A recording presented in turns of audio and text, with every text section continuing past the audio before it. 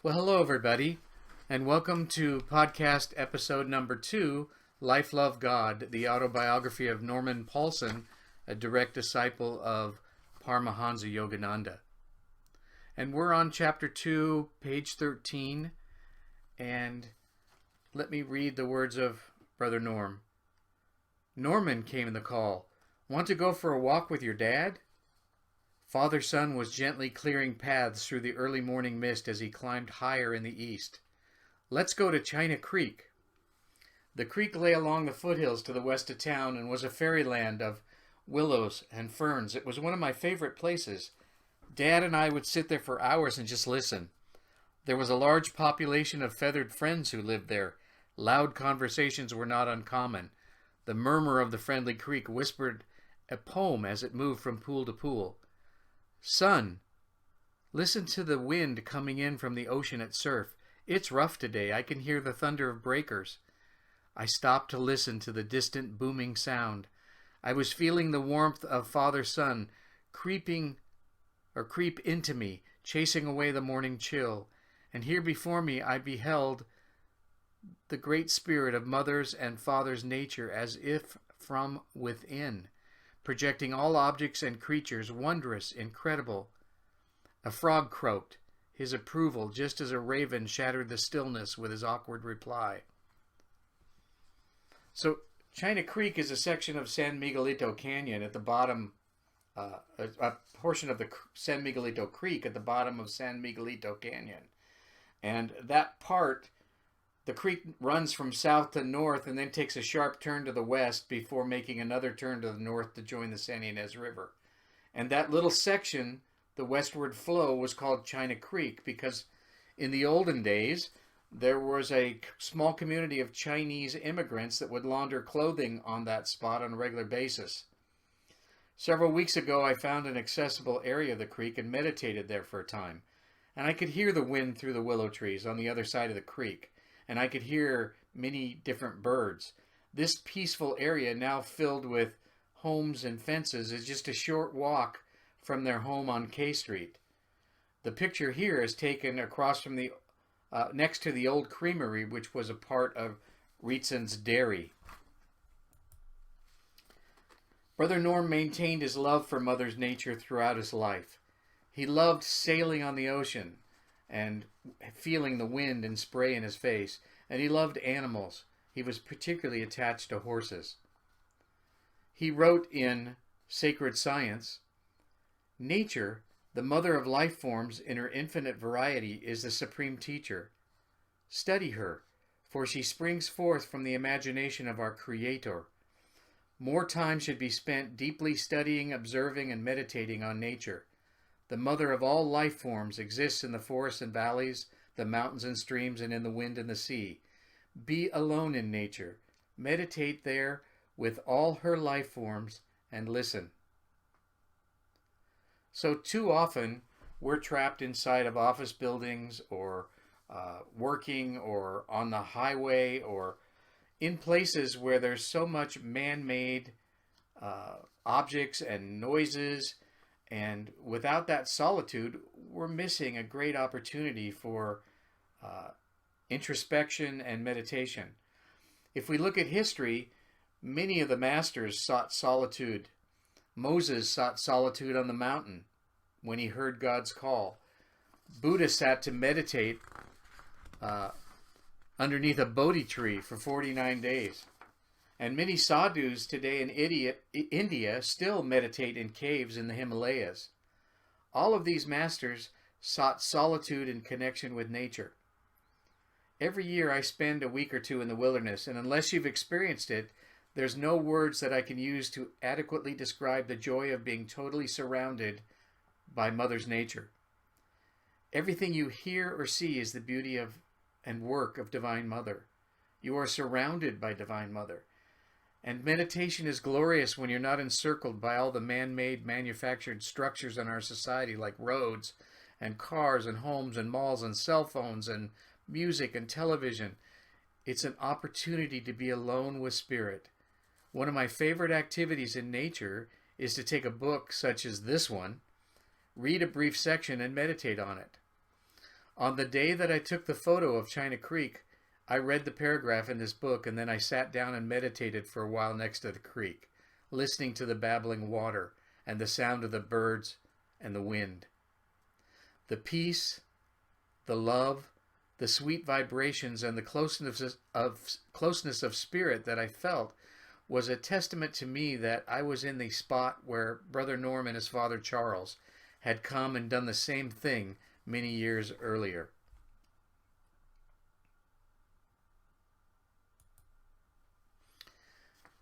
Norm writes, "Through spirit and gentle guidance of my father's thoughts and words, I was able to converse at a very young age.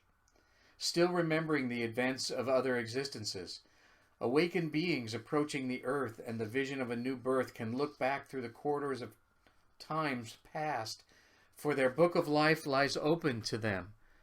For some, a preview of their future is given, but unless children are encouraged by knowing parents, they may lose contact with their book of life.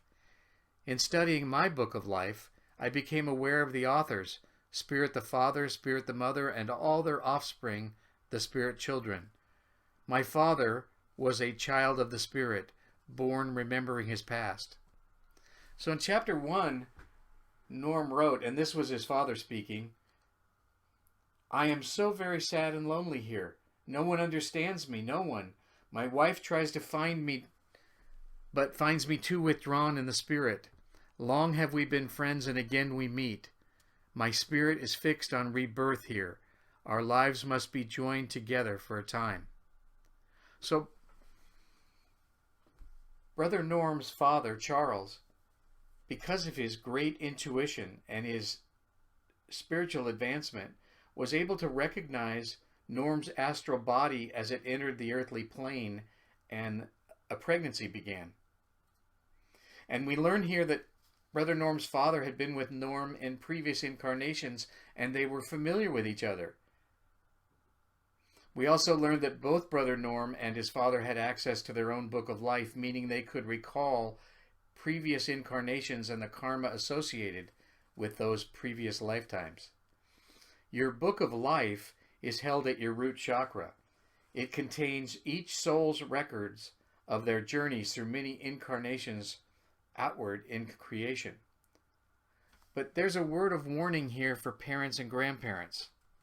Brother Norm said, "Unless children are encouraged by knowing parents, they may lose contact with their book of life."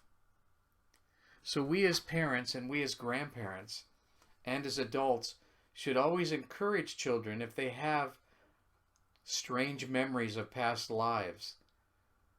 We should encourage them, otherwise we run the risk of shutting down this gift altogether.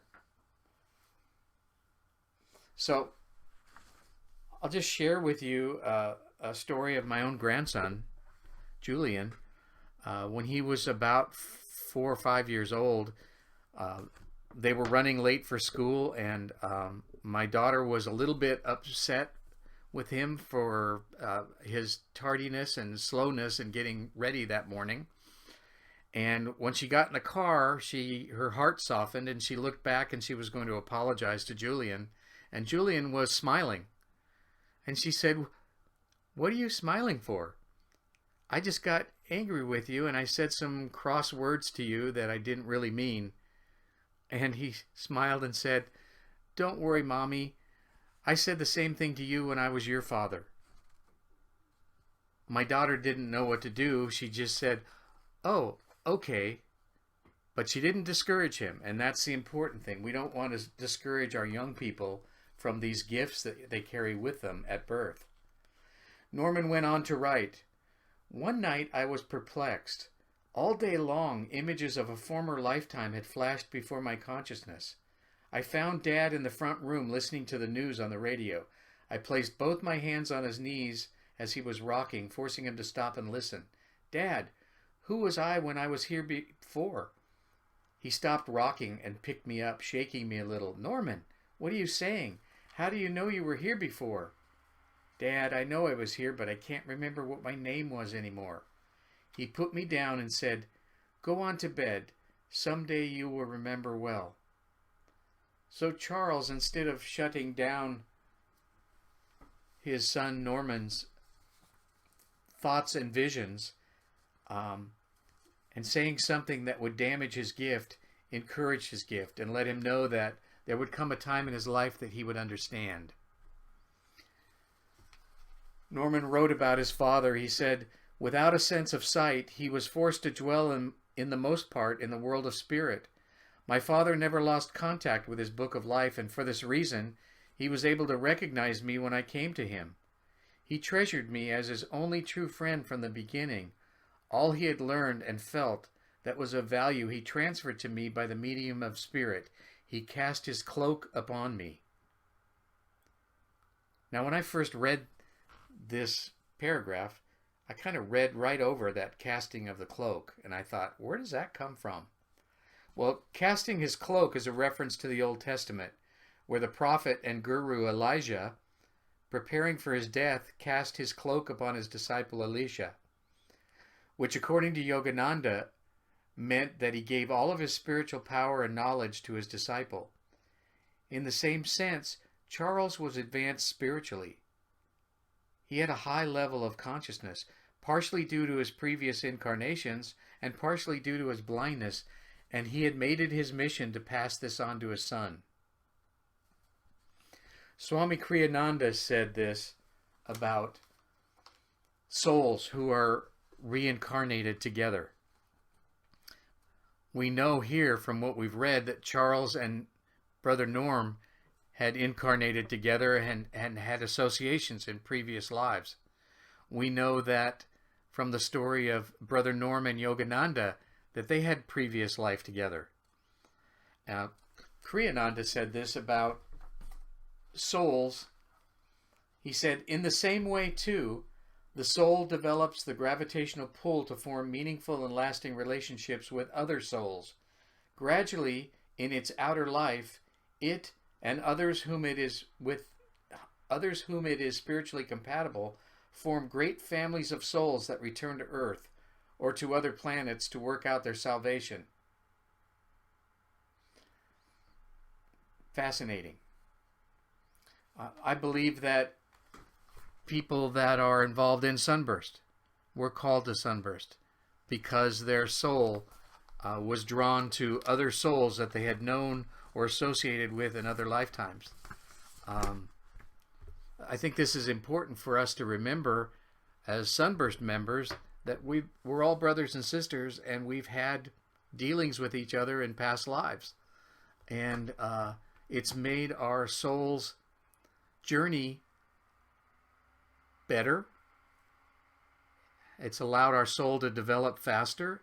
It's allowed for our spirituality to grow in different lifetimes by incarnating as groups. So I wanted to leave you with some biographical information about Charles, Norm's dad. This was the Poulsen home. This is where Norm grew up in Lompoc until he moved to Los Angeles. And it's a picture of what it looked like in Norman's day when he was born and what it looks like today in 2020.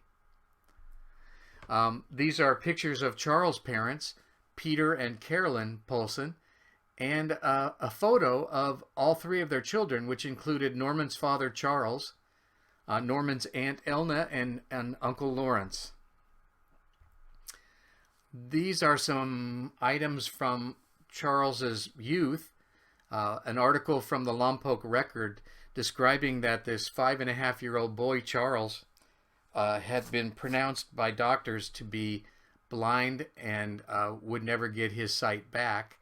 And so they were recommending to put him in the California Institution for the Deaf and Blind in Oakland, Berkeley area, where he could be educated. And he went there at the age of 8 and was there through high school age until he moved home and then eventually to Pasadena to study concert piano.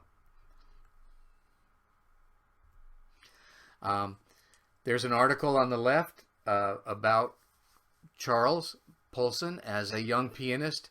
He also taught music lessons there. On the far right is a picture of retired Judge Charles Poulsen, who at the time had to be in his late 40s. And he's playing for a group of Lompoc leaders. He had been invited back from San Luis Obispo, where he was living at the time, to play for them. And in the center is a piece of music I found in the Historical Society that Charles Poulsen wrote for the Lompoc Jubilee in 1925.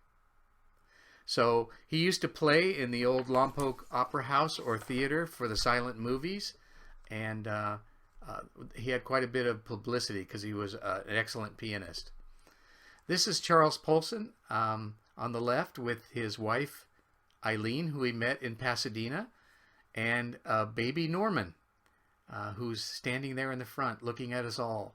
And there's Brother Norm on the right as a toddler.